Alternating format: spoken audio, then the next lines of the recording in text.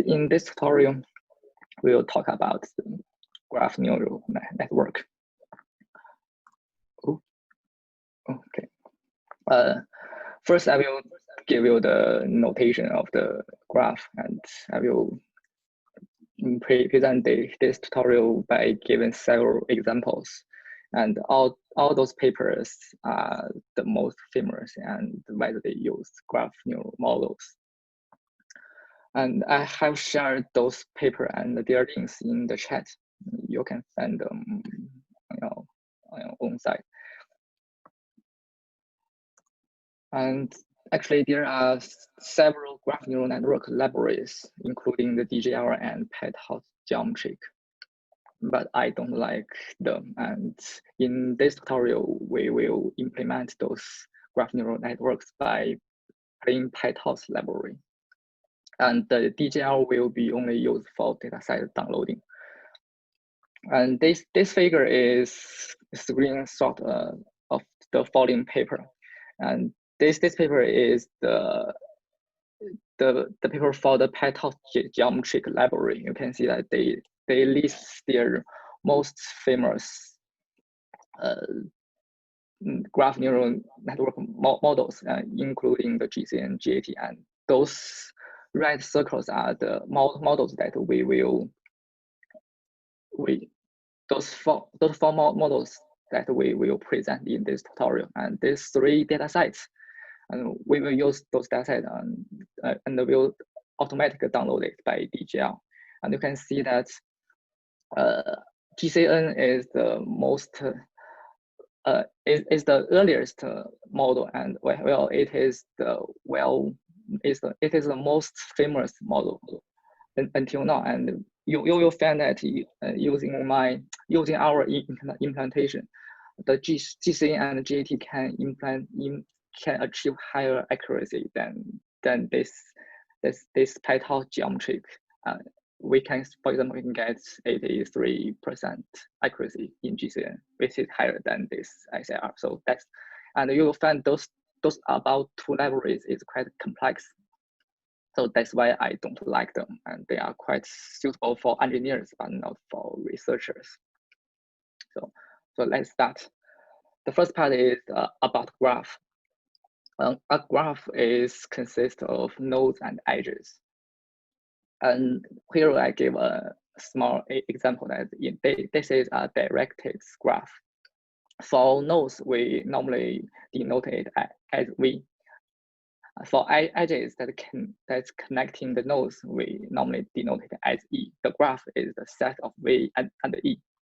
So most of you, I think you have know this. And what is graph neural networks? And the graph neural network, the only difference is that each node in the graph network is associated with a feature.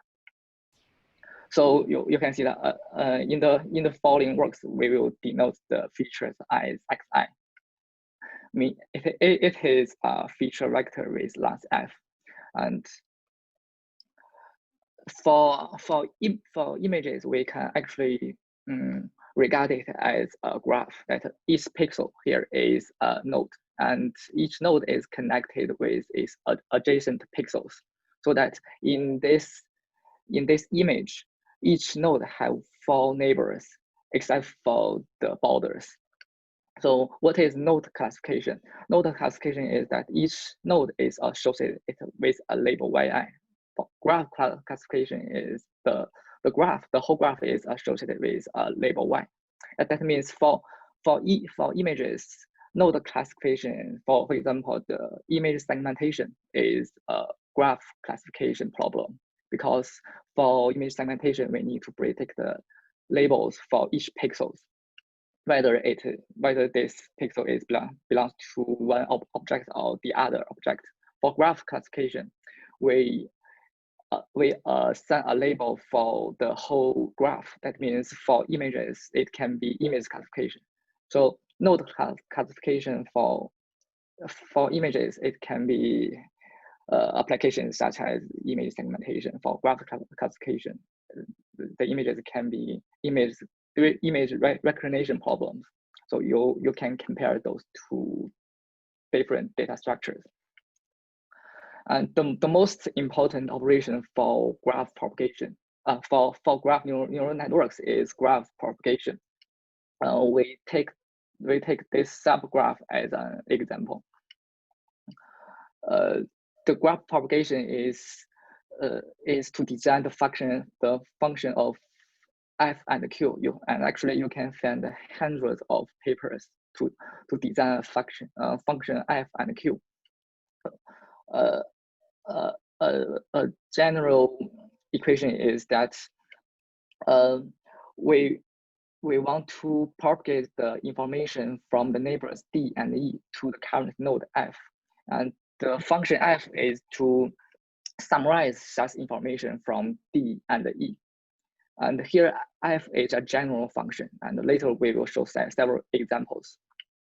And after we summarize this neighbor information, here we use a big union operator to denote that we summarize such neighbor information. And for current node E, we put together with the neighbor summarized information and going through this function Q.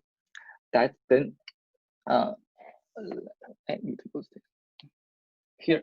Here this sigma is a nonlinear activation function. It can be any nonlinear activation. For example, it can be IELU or a sigmoid function.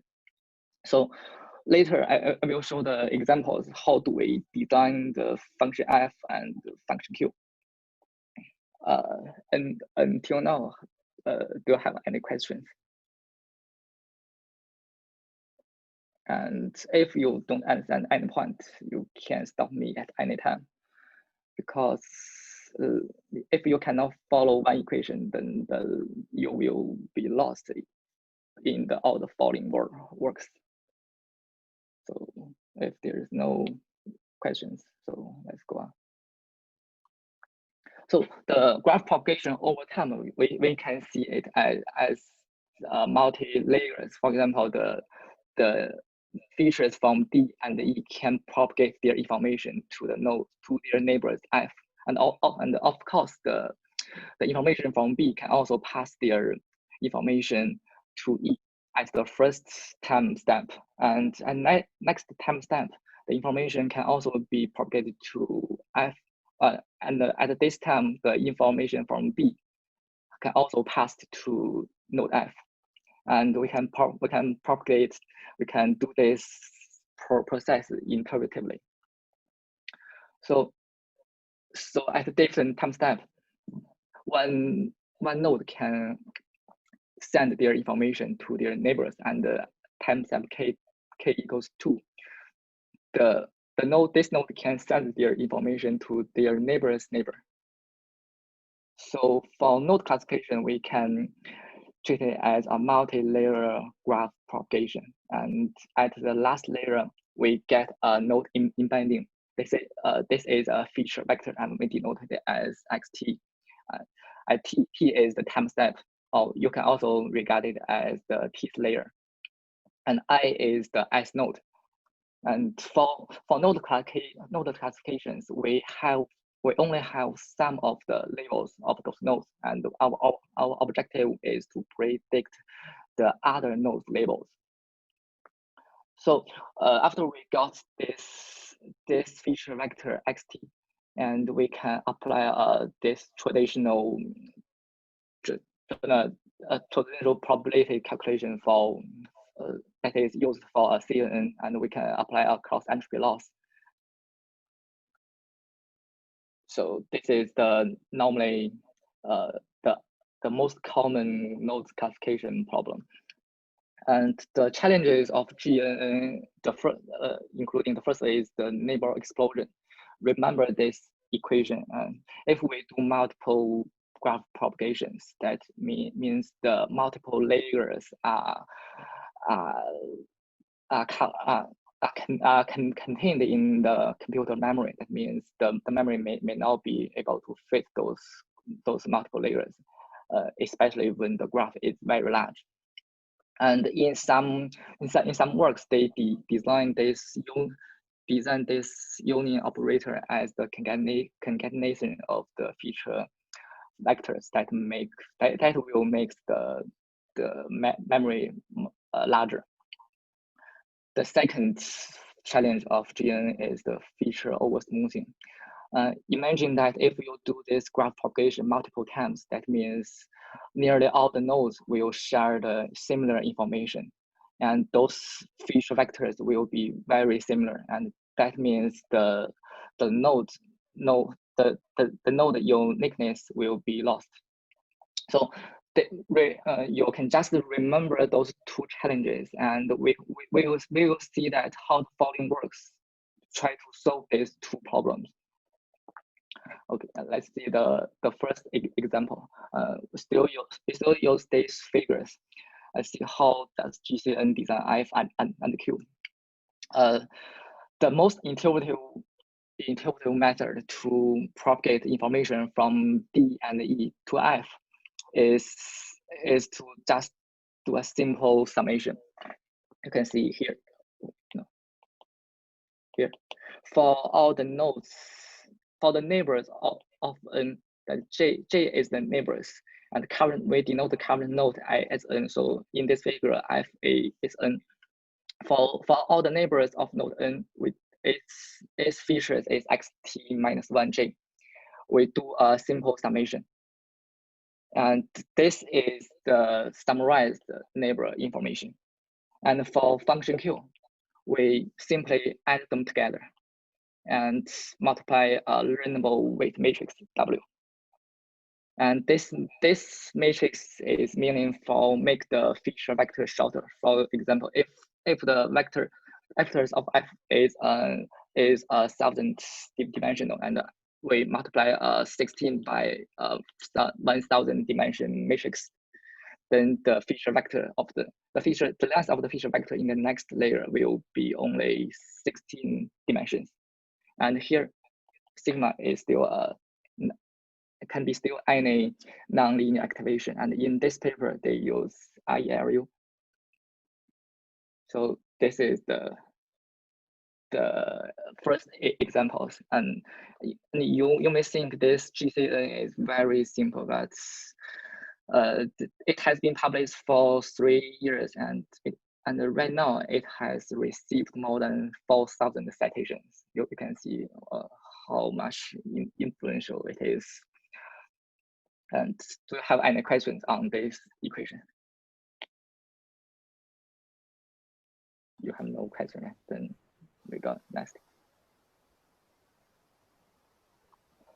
Okay, next we want to express the propagation as matrix operations. The first concept we need to know is the adjacent matrix.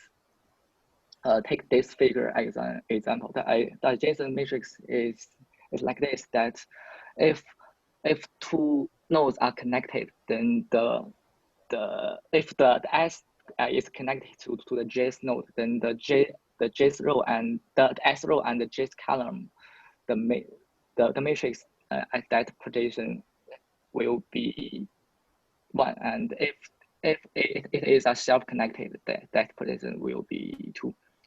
So the adjacent matrix is very simple. That the elements of the matrix indicates whether the pairs of the vertices or the nodes are adjacent in the graph. So next, how do we express the propagation as matrix? We assume the feature nodes is stacked as a row stacked. Here, xi is a column vector. So we put them together and do a transpose that will give us n by f matrix. And the feature propagation for the else layer can be expressed as a matrix multiplied by this big X. We take the first node as an example. The feature vector in the next layer can be expressed as the 2x1 plus 1x2 and 1x5. You can see 8, because 8 has only neighbors as 2, 5, and 8 shelf. So in this way, the graph propagation can be expressed as matrix multiplication by the adjacency matrix A. You'll have questions until now. Chen? No. Next. So in this way, GCN can be expressed as matrix operations. And here, it can be expressed as left multiply adjacent matrix A and the right multiply weight matrix W. And here, the W is, we have mentioned, it is the GCN here. It is this W matrix. And I have a question. Okay. Why the diagonal is true for the first for a node? What diagonal was what? I mean diagonal coefficient. This because it has, this is an undirected graph. And if this is a directed graph, for example, it has an arrow here, and it will be 1. Understand? Did I solve your question? Okay. And here we use a little difference is that here the A hat is a little different. A hat is normalized the adjacent matrix. We can see from here, from the last equation. First, it is at IN, that means the graph is self-connected. And then the degree matrix is the row summation. We take this, still take this matrix as an example. We do a summation for all the rows. For the first line, it is 4. The second line is 3, 2, 2, 3, 1. Then we do a diagonal operation for this column vector, and it is D. So only the diagonal positions are non-zeros in the degree matrix. And A hat is the normalized version of A tailed. This operation actually is to make the graph, the feature graph propagation, make those features, the magnitude of these features will not be very large or very small. That will means the features will be more stable if compared to we only use adjacent matrix A. Any questions here? If no, let's go on. Next, we talk about how do we implement the GCN as codes. Remember this equation. It is only a left multiplication by adjacent matrix and the right multiply a weight matrix. Here we first see this layer definition. We first only define a linear transform, and the dimension is its objective is to transform the length feature, the length of the feature in features to out features. And the layer can be implemented as ADJ at self-linear input. That is actually this equation inside the non-linear activation. This is very simple, right? And we then we can see the GCN model. We first define two convolution layers, graph convolution layers, then define an activation function. And in the forward function, we apply this to GCN layer, and in the middle, we apply a activation. Actually, this activation is this. And this is a full implementation, not a pseudo code. And we can apply this code on the Cora dataset. Chen, the adjacency matrix is the same for GCN 1 and 2. do you apply it twice or something like this? Yes, it should be same. Okay. What's the difference between GCN1 and 2? And isn't the size different? Or? No. The number of nodes will not be changed, but the feature dimensions will be shorter for the next layer. But we won't change the topology of this graph. Okay. And for this Cora dataset, it has 2,000 nodes, 5,000 edges, and because this is a semi-supervised node classification, so only 3.6 nodes have their labels. And using this implementation, we can see that the GCN can achieve 83%. And this actually, this number is already much larger than the table we gave in the first page. And if we compare with CNN, that means we don't have the node communication.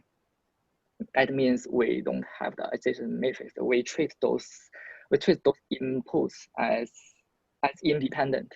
That means we implement this layer as self-dot linear input directly.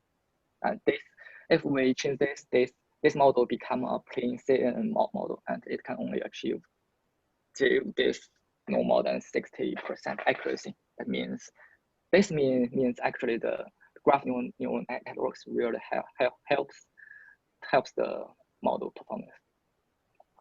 And any questions on these slides? What is the ADJ at self.linear? At mean is there? At is a standard operator in Python. It denotes the matrix multiplication. If you use a star, the ADJ star something, that means element-wise multiplication. Okay. It is not a unique operator in PyTorch. It is a unique operator in Python. Okay. So PyTorch has support this operator. Yeah. Chen, can you explain a little bit about the Cora dataset? What it does? Oh, Cora data. Okay. The Cora dataset is a citation network. Each node is a paper, is articles, and each articles are extracted as 1,040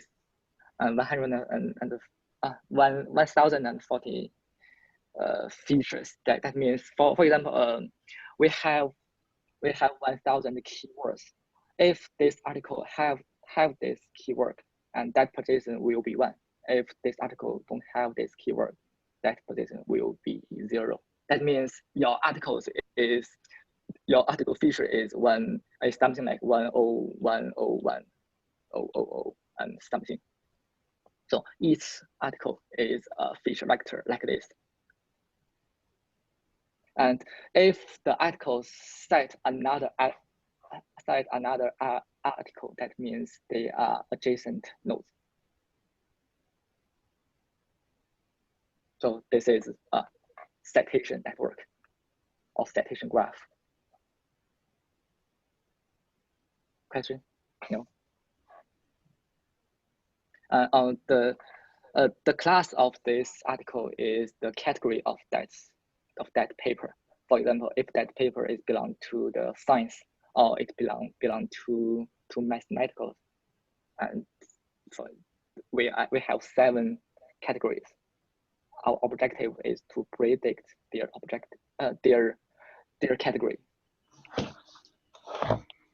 Chen, if I could just kind of reform it to make sure I understand this. So the input is this, let's say the features, right? This input is for this data set. This input is 1433 matrix, and ADJ is 2708 multiplied by 2708 matrix. So the output is also a matrix. Yes, yes. Okay. So, right, so for each, okay, so this runs everything through everything. Yes. So, right, Yes.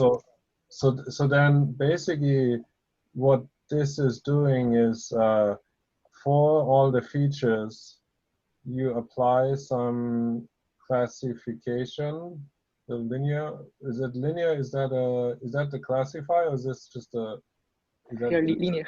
The linear is this matrix. this weight matrix, right? So it's yes, just a linear weight. So this is what you learn, right? Yes, this is what Right. we learn. So you apply basically so you have a feature vector, you have a linear combination of your feature vector to figure out what I guess you're trying to do, get the class or something like this. No. Yes, Yeah. Right. we get a class for all the nodes. That means we expect that the output of this layer, the output of this model is 1, 2, 7, 0 multiplied by 1 vectors. Right. This, Which and yes, the one and that vector is a number between 0 and 7 or something like this. Oh no, it should be 270. It's multiplied by 7 because our objective is one hot vector. If it is belong to the first category, the objective is 10000, then 6 O's. If it is the second category, then the output is 01000. Yeah. This means the second category. This means the first category. This is a one hot vector. So the x is 2708 multiplied by 7. Yes. Right. Yeah. So you want to basically get which class. So given right all of the data, you get a one hot which class it belongs to, and then the main difference is that the adjacency matrix essentially weighs the different contributions. Right? Is that right? Like you have it has like its self contribution, and then it has the neighboring contributions. If for GCN they treat their neighbors as the same, so there is no different ways. But for following works, it will have different ways for their neighbors. Right, but basically what you're saying is if you weigh the classification by the contribution or by having a link to the neighbors, you get a better classification output. Yes. Yeah. Right. Just instead of the other one that you said here is if you don't have the adjacency matrix, is you're just looking at your own data and getting the classification from there. The other one is you have a weighted kind of sum of the neighboring outputs as well. Mm-hmm. Okay. Hi, Chen. Sorry, I have a quick technical question. So you're outputting one hot encoding. So do you not add a softmax to the classification, or do you do that in training, like later on? The softmax is implemented in the cross entropy loss. Oh, I see. So it is not contained in the model. Right. Okay.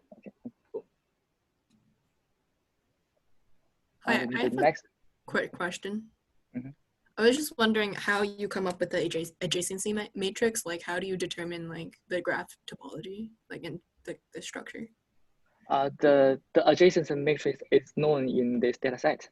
Oh, okay. So, like, you would have to, like, it would have to be provided for you. Yes, the only operation we did is this. Well, this operation is not implemented in the model. It is implemented in the data set pre-processing. Okay. Got it. Thank you. Okay. Okay, the next example is the graph attention network. And don't ask me why it is called GAT, not GAN, because the authors call it GAT. The AT is the first two characters of the word attention, and from GCN, we know that GCN treats all the neighbors as the same. So they simply do a summation of all the neighbors, while GAT consider that may not be enough because some neighbors may have some more importance on this node. So they define this F functions, and they assume that we should learn a weight alpha j for different nodes. That means for example, for this node, it should have a weight for alpha e. For this node d, it should have a weight for alpha d. And that denotes how important that neighbor is. And this W matrix is the same because this is a scalar. So if we put this W outside the summation, it's also fine. So right now you don't need to pay attention to the weight matrix. And the thing is that although we have the neighbors, but we don't have their weights scalars alpha j. So the problem becomes how do we define alpha j? And of course, if we want to define something related to alpha j, we should calculate their relationships. That means maybe if this node E is more similar to node F, maybe alpha E should be larger. And if node D is more similar to node F, then alpha D should be larger. And then this problem becomes how do we calculate the relationship between E and between the neighbors and the node. So one of the most intuitive operation is to calculate their similarity. And the most simple similarity is the inner product, right? So this paper proposed a new learnable weights vector A. It's calculate XE and XF. Here, XE and XF is so we get a new concatenate feature vector, and we multiply weights feature vector A. Here A is a learnable feature vector, then this become a scalar, and this scalar can be denoted as the relationship between E and F. So for all the neighbors, we need to calculate such relationships, and we use the same learnable weight A. And for example, for this node D, the relationship will be A transpose the XD and XF. So until now, we have calculated the relationship between the neighbors, and now we need to use those relationships to calculate alpha j. And of course, we hope the propagation will not make the magnitude of feature f very large or very small. So we need to normalization for those relationships. And the most simple normalization will be the summation to 1. For example, we divide those relationships by their summations, so that the summation of those relationships alpha will be 1. And actually, this paper didn't use the normalization of summation to 1. They used the normalization of softmax. So this paper used this expression. You can see that the numerator is ESP, denominator is summation of ESP. That means this is a softmax function. And here is the relationship for the neighbors. And they use the double line to denote the feature concatenation. And outside this relationship, they apply a leaky IRU. And if you don't know leaky IRU, I think you should you must know IRU. IRU is if x is smaller than 0, the value will be 0. If it is larger than 0, the value will be just x. Y equals to x. And leaky IRU is that for values smaller than 0, it is here. The y gradient becomes, for example, 0.02. So leaky IEL is very similar to IEL. The only difference is that the values below than 0 is a little different. And if you ask me why do they apply a leaky IELU, I think they may try different experiments and they found leaky IEL works best. And if you really want to explain that you can see if you calculate Schatz's relationship, if some relationship can be located here, and they want to pick more attention to those neighbors. For all the other neighbors that is very small and located at the position smaller than 0, they will treat them as the same. But they still want to make some small difference for those neighbors, so they use a leaky IELU. So right now you should understand this attention network, right? Any questions? No, then I will go to next page. The only thing you need to know that is how do they calculate Schatz's relationship between the nodes, for the nodes. Okay, next. And GAT as code can be also very simple. First, we define this definition is only the graph attention layer.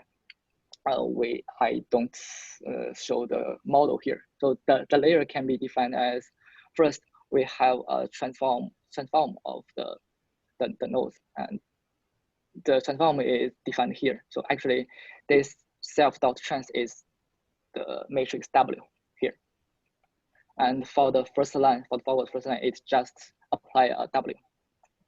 And for the second line, there is a trick for this operation, because this is a vector concatenation and A is a vector with doubled length, and we can separate A as A1 and A2, and this relationship can be implemented as A1 WXN plus A2 WXJ, and that is here, because we define two different attention feature vectors, and the objective attention is to get a scalar.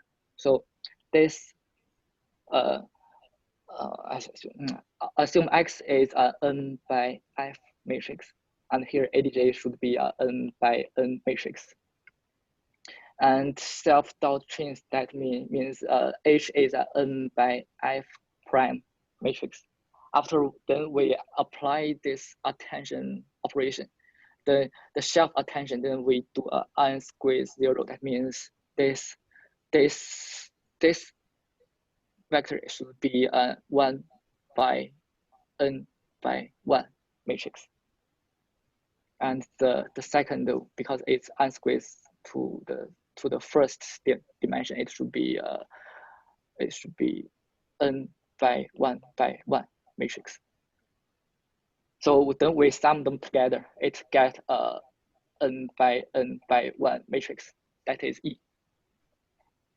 That means we calculate the relationship between all possible node pairs, whether or not they are neighbors, because we have n nodes, and the node pairs we have n by n possibilities.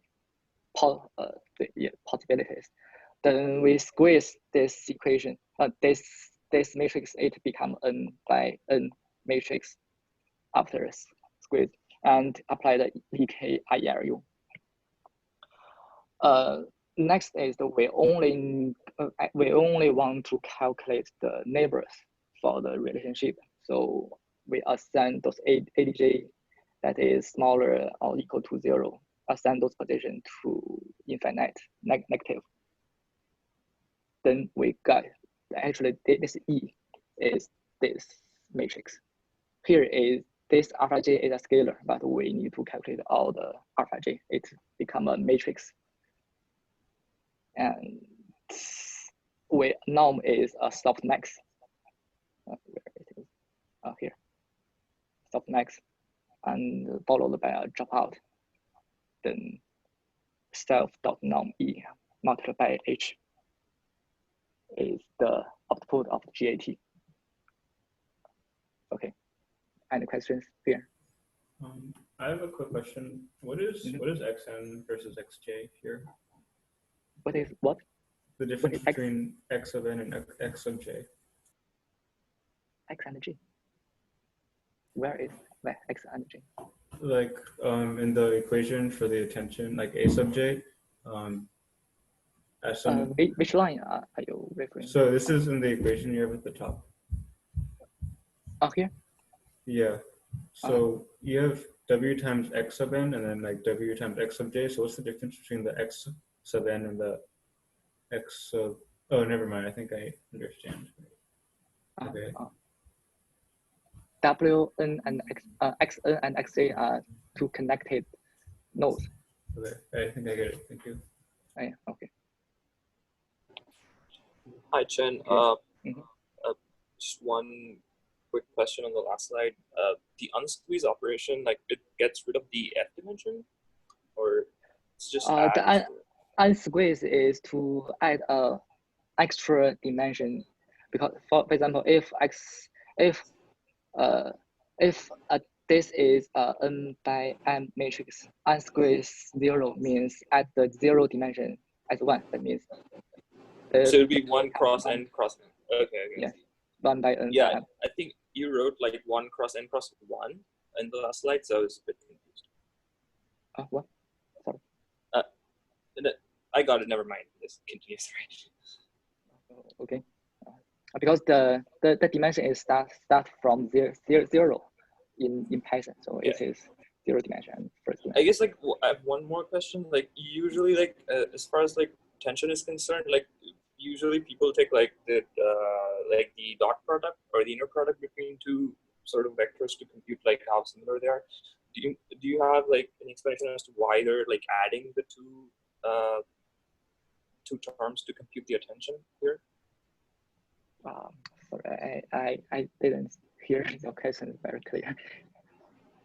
Sorry, I said like usually when like the tension values are computed, I've seen like people use like the inner product between two vectors, but here you're like using addition of the two terms, like a1 wxn plus a2 wxj. So do you know why they're doing that instead of like taking an inner product, which sort of gives like a more so I guess like if you take the inner product, if the two vectors are very similar, then you have like a value close to I think 1 once you normalize that, I guess. This is an inner product. This a equals to a1 a2. They are the same. I still didn't get your question. Oh right, yeah, never mind. Yeah, I read it completely wrong. Yeah, sorry about that. Got it. Okay.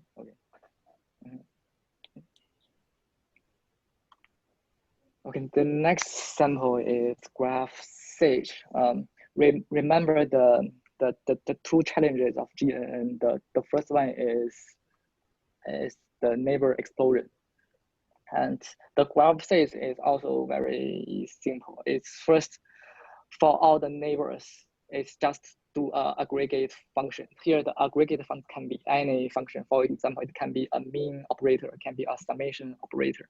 Here they didn't specify this aggregator, but you can imagine that it is a mean operation. So this operation is the same with the GCN.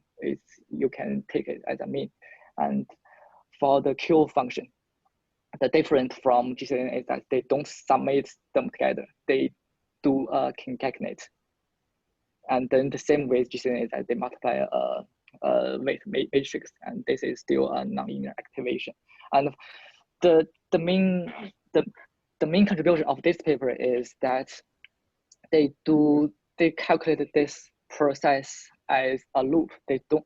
For in the previous code, we have seen that they multiply by the adjacency matrix together. That means we need to get all the data in the memory. that if the graph is very large, that our computer will not be able to fit that. And this paper, what this paper do that is that it do a loop for all the nodes. So we don't need to do this process simultaneously. We can do those independently. And for a computer memory, it will be quite smaller than the previous version. And for each layer, we do this loop. Of course, we need multiple layers. So the next step is to loop this whole process for all the layers. So we get two loops. The inner loop is to calculate the graph propagation. The outer loop is to do the layer operations. So this is the contribution of this paper. Any question? And because if we do a concatenate for GCN, and that means the feature will be larger and larger. So for GCN, they put all the data in the memory that will be not fit the we may not be able to do that. So for this paper, because they do two loops, that means they can fit more feature vectors in the memory, so they can do the concatenation. And this actually is to solve the problem of neighbor explosion. So Chen, one question. So the K basically tells you how many layers you're propagating from, right? Yes, yeah. So is there a principled way to pick K? Right now, most of the models only have 2 layers, and some of them have 3 layers. And a few of the models have no more than 10 layers. They say because the second challenge of the graph, the second challenge is the feature over smoothing. If we propagate those information too much, all the nodes will nearly share the same information. Okay. Yeah, let's see where it is. Yeah, the 2 challenge of GN. Okay.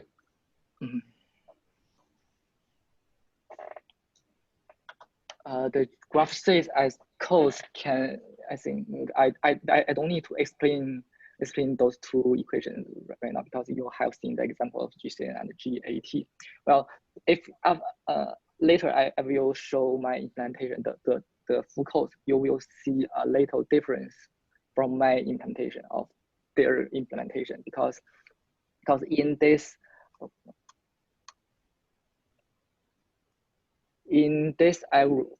algorithm, they still need to go through all the data, all the nodes. But what if we cannot have access to all the data? Because for each node, for each model, they need to the inner loop. They already go through all the data, but we don't want to do that. You will find my implementation that I only I do batch training. That's I sample some nodes, and only for those nodes we do the 2 loops together, and then for other nodes we do these 2 loops. And later you will see the code. That's a little difference between my implementation and their official implementations.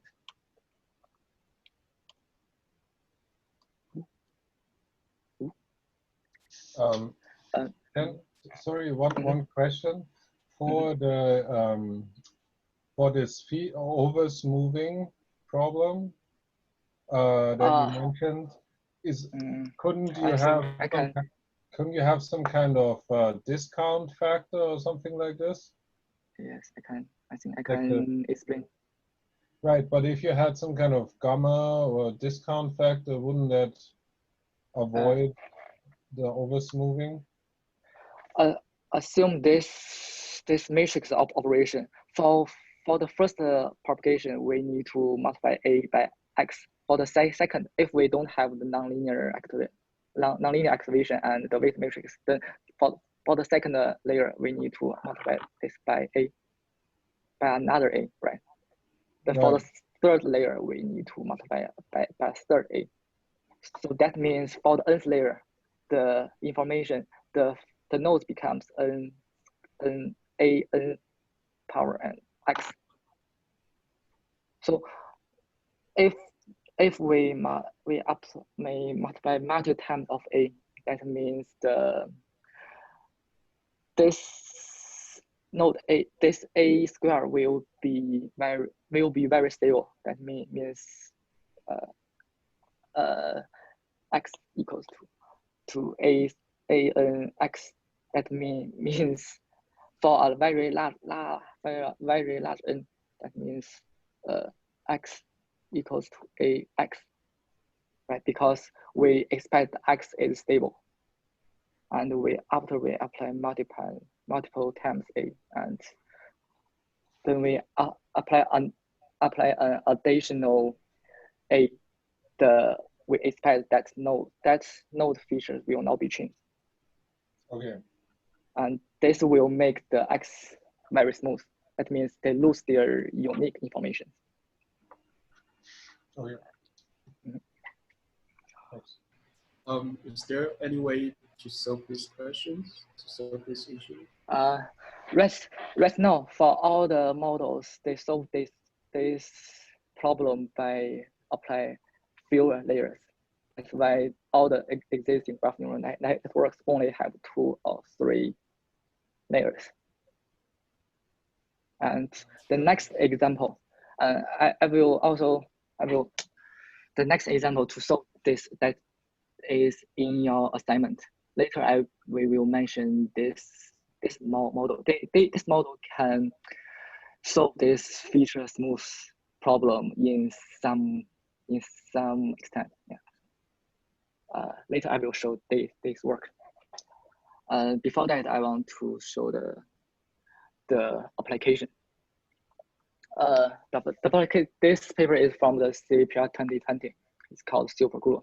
I think you have listened the author's presentation in our CVP workshop, but I want to explain this work in another perspective. That is, first, we assume we have some networks for feature detectors. That for example, we can use off-the-shelf system called SuperNet to detect those features. Our objective is to match those detected features. And the first question is that for GNN, we need the feature from all nodes. So what is the feature for this problem? Can we use the feature descriptors as the graph nodes features? And actually, they didn't do this because for feature matching, we also want to consider the information of the feature projections. So what they do is the input is the descriptors of features and the positions of those features. So we take the input of those nodes, the feature of those nodes as xi. It is a summation of di. Here, MLP, if you don't know that, you can treat it as a weight matrix W. So what they do is di plus W multiplied by pi. MLP means multi-layer perception. It's multiple W, but right now you can take it as W multiplied by pi. So the input of the features of the nodes is the xi, and then what this author do is they apply the graph attention network, and there is a little difference. Later I will show that. So the output will be still the node embedding. For example, this xi L layer, and they have a supervision. The objective of feature matching is to match those features. So they calculated a similarity between here. They use f. Here I should use f. No. F I L. So the supervision is that they calculated all the inner product between all the nodes, and they have a supervision for such similarity, and the supervision is to maximize labeled cross-image similarity and minimize inter-image similarity. So this is a fully connected graph. For example, if there is m features in the first image, n features in the second image, and in this graph we will have n plus m square pairs, and only for those have labels we will maximize them, and for those pairs they don't have a label, we maximize their similarities. So you can see this work is very intuitive, and the only contribution is to they design a graph attention network, and their attention network is a little different from our previous one, but later I will show that. But let's not have any problem for this structure. You don't have it. So right now next I will show how do they design this attention network.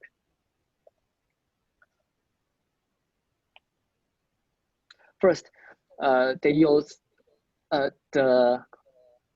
this is the f function, and they still apply a MLP. You can still trace this as a weight matrix. So this is the same as GCN. And for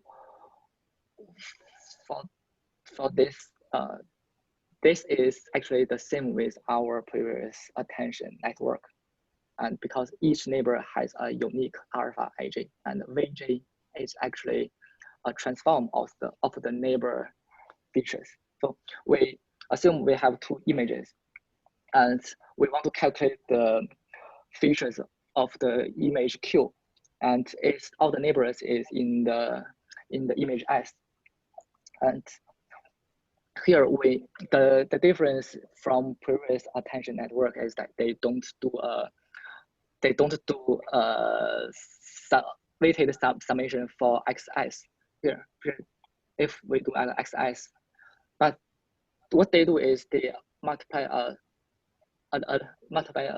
weight matrix by XS. This means V is a transform of X. So this is the first difference, but it follows the similar ideas of the attention. And next is that if we calculated such, we want to calculate such in such relationship. Similarly, they also calculate the inner product. Well, the difference is that they also apply a difference for GAT.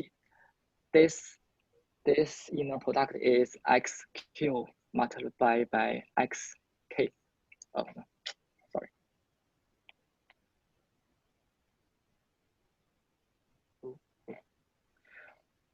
For GAT, they multiply A transpose XQ XS. This is also a inner product, but their inner product is Q transpose KJ, and Q and K is a transform of it's a transform of XI. So Q is you can see that W1 XQ. This is this one, and the second one is the W1 W2. For XQ, for Q vector, they apply a weight matrix. So the difference is the only difference is that in GAT they put the learnable weight here in the vector A. Well, in this work they put the learnable weight here, W1, W2, and W3. But they share the similar ideas. If you want to express this graph as equations, you can see this equation. Actually, Q is a transform of XQ. K and V is independent transform of XS. They show this in matrix form, but actually what they do is just this graph.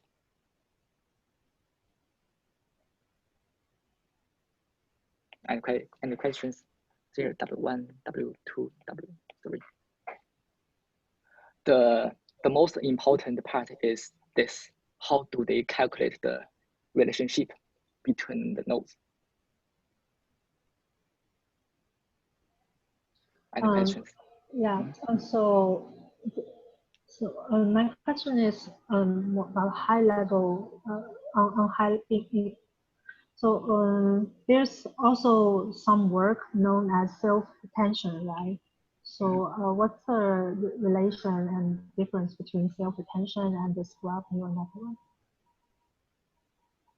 The attention mechanism is the same. They just actually this work just applied attention mechanism into graph networks. But how do you calculate the attention? How do you calculate the relationships? They share the similar ideas, and most of them are inner product. Okay. I think self-attention would be like applied on like on a single image. So I guess in terms of self-attention, your query key and value, I think both come from one image instead of the key and value coming from the second image. I think that is the difference probably between this attention and self-attention. Otherwise, I think like the remaining math is probably the same. Am I right, Chen? Okay.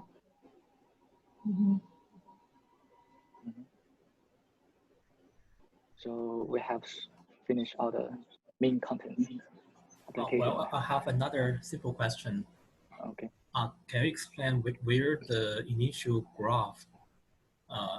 How can you get the initial graph? I mean, you have the feature point and you have the features, but how can you determine the neighbors? For this work, they used off-the-shelf, network. This network is called SuperPoint, and they just use off-the-shelf. This is another paper, and for this paper, they assume they already get features and their positions and the descriptors and their positions. This is the input of their algorithm. This information is from another work. Yes, but once you get the descriptor and positions, how can you get the initial graph? I mean, what's for a node? What's the neighbor? You assume that they are fully connected. Okay, so the addition matrix is a dense matrix. Everything is connected. Yes. Okay. Just now I mentioned that if there is a n points here, that the adjacent matrix is n plus m squared. So actually, this figure is not very accurate. It is fully connected. All nodes are connected to all the other nodes. Okay. Then next.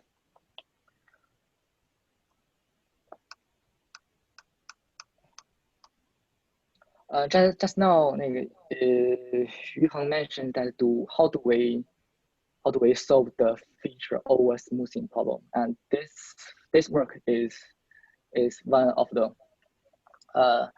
You imagine that the GCN can actually is just this equation. They left multiply adjacent matrix, and this author don't want the graph propagation lose the information from the first layer. So what they do is just add the first layer information and multiply by a scalar alpha, and alpha is a predefined hyperparameter. In this paper, they use 0.1. So in this way, use this equation, the graph propagation will always keep the information from the first layer because H is the information. H is the feature vector in the first layer. And in the last layer, they also apply a softmax. So this is what this paper do. And our practice, our assignment is to implement this this method, and you may there is a link. We will use GitHub classrooms, and if you click on this, I will send this link to the Zoom chat. You can click on it. Wait.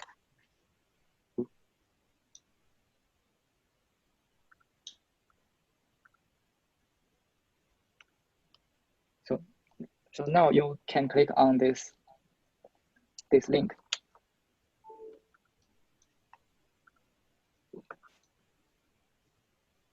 And as long as you log on your GitHub account, you can accept this assignment. And this will create a GitHub repo. And later you can click on this link.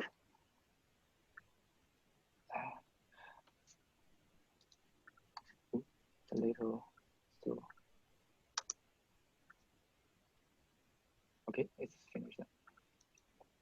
And this is my repo, and for your repo, here Wang Chen will be changed to your GitHub account name. So each one will have an independent GitHub repo, and you can commit your changes. The different, and actually after you can treat this GitHub repo as a normal one, but the different thing is that once you push your commits, GitHub action will be automatically called. You can see this after this is running a test. You can click on actions, then click on build. And you can see that it is in install dependencies. And later, Python test will be run. And your objective is to implement the APPNP model. It is here. You can inside model and appnp.py. Your objective is to redefine this graph APPNP layer, following the equations that I saw in the let me see whether this. Yes, you can see my slides here in our the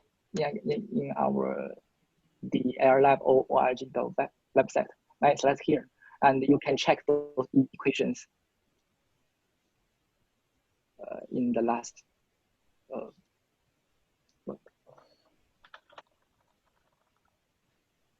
You check those equations, or you can check the original papers.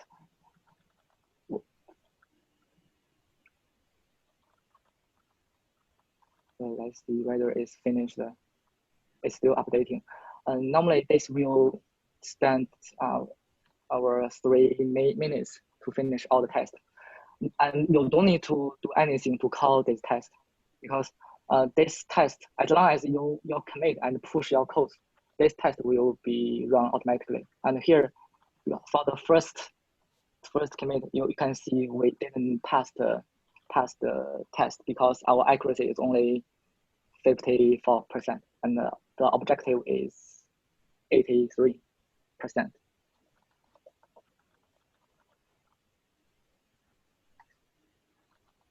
And other things, let me see.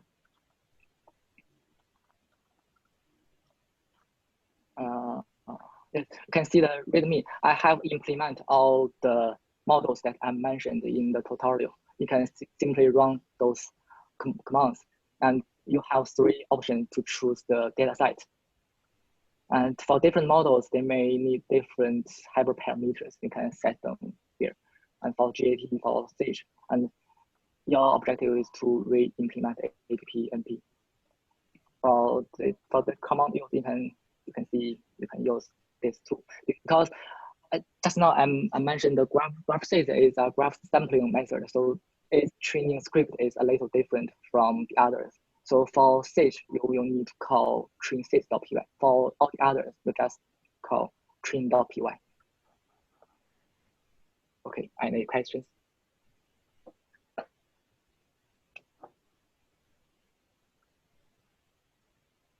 Or do you need me to do a small example how to push the code?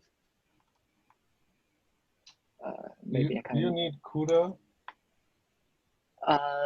If you don't have CUDA, CPU version is also possible. You can call this here. You can call the using the option device, and you can use CPU or CUDA 0 or CUDA 1.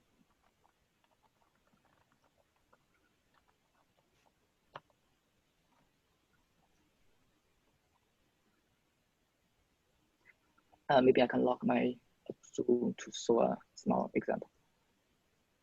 Yeah, minus CPU works. Yes. Hi Chen. Quick question. In the notation, in the APPNP slide 22, you have the adjacency matrix notation as like A tilde then cat. Is it the same definition as GCN? And will Z is X, because this equation I just do a screenshot from the papers. So actually the H, okay. The H and Z is all X in my previous slides. Oh, and no, I'm talking about the adjacency matrix A. The A is the same with the GCN. Yeah, its definition is is here the same with this one. Okay. You can also check that paper. It's actually that paper. Okay. And do you send that up like A tilde, like the adjacency matrix as a parameter in the function and forward, or do we have to modify that to reflect? That's depend on you. If you want to modify that, you can do that in this script. Because the ADJ matrix I implemented in the dataset.py. For each dataset, okay. You can modify it here. Okay. All right. Thanks.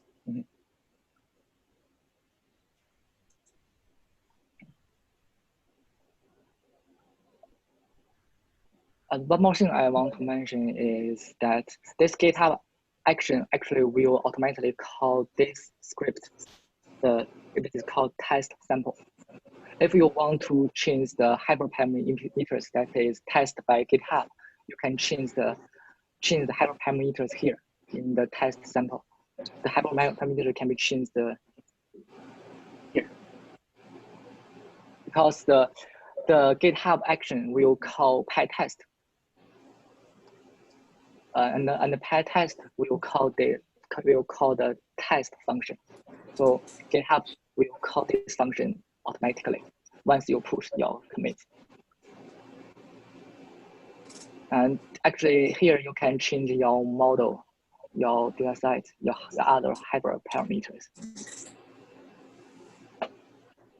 And what I recommend is that if you want to test your other models, I don't recommend you to use test sample. You can use those train scripts directly.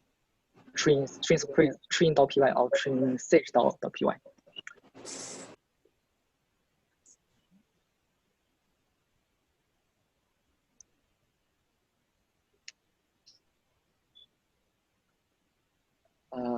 Here I can do a small example. How do we commit the codes?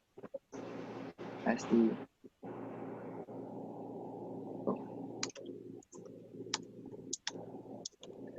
Here I can just simply clone my new repo here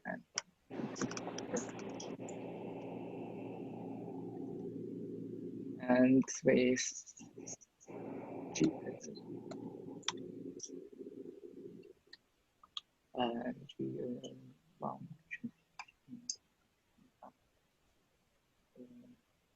for example, if we want to, we need to modify the APPNP OpenIs. Maybe I can change something wrong. For example, I comment this import, and then I commit this. You can see that we delete this line, and maybe right now we can add this change, then commit the ignore stage. Then we commit. There is another very useful tool for Git. Later you can commit -m. Chen, is there a reference, like for example, softmax? Is that like nn.softmax or something like this? Yes, we have nn.softmax. Maybe we can see. Is there like a reference somewhere, or like how do I find it?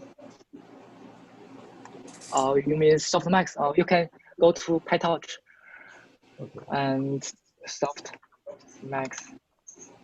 You can see this, how to use it.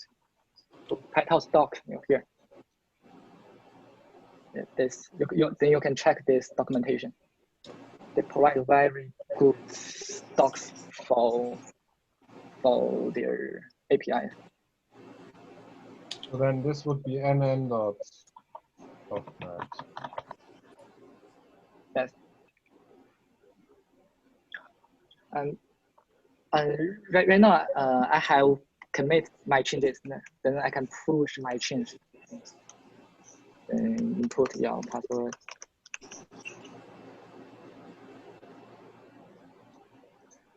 Then you can go back the repo. You can see that patient check has been started. Can click on details, and it has restart the test. Restart the test. This will cost about 3 minutes. But if you want to do this test locally, and you can run PyTest. You can see here. We run PyTest directly. Oh yeah, it tells me that there's an error because just now I delete that line. There should be an error for PyTest. Yeah, that's what you need to do here.